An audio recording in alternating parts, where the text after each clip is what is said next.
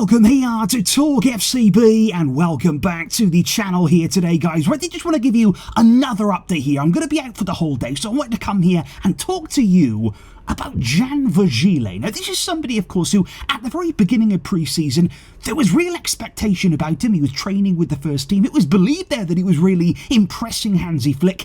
And now this whole situation is kind of just spiralling out of control because ultimately, I think Virgili was very, very disappointed, frustrated there with the club maybe, that he wasn't picked for the pre-season tour of Asia. I think he believed there that after the summer that he had also with Spain under-19, he played very, very well in those championships there, then performed well in training. I think he believed he had a right to be on the plane. Now, of course, he wasn't. Dro was actually picked ahead of him. And to be fair, Dro has been absolutely incredible there, scoring, of course, on his first team debut. Apparently, he has wowed Hansi Flick with his ability, his technical quality there. So you can't really argue too much with the selection. But ultimately, what's happening now is a breakdown there in the relationship between Jan Virgili and the club, because Virgili basically doesn't want to stay with Barca Athletic, and at the same time here he believes he has that path to the first team. He should be there, he should step up now, or else he might want to leave the club. Now Barca, in response to that, believe that okay,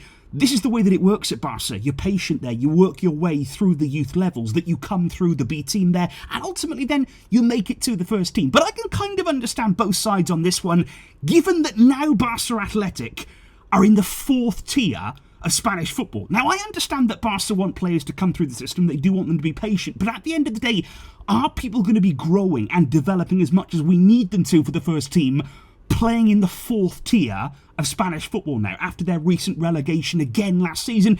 And this is a bit of a problem. Now, in this case, I do believe that Virgili, I think he's just overly frustrated. Nobody is given a path to the first team. Nobody is handed that place there. You've got to work hard for it, and you've got to really work hard year upon year upon year. So I think maybe just throwing your toys out the pram because you weren't picked for the pre-season squad, it's not the best way to go about it, because there have been plenty of players, of course, who have left Barca too soon, who have been a bit impatient, and it hasn't really worked out for them very well either. I mean, look at Mark Guiu, who thought the grass would be greener at Chelsea.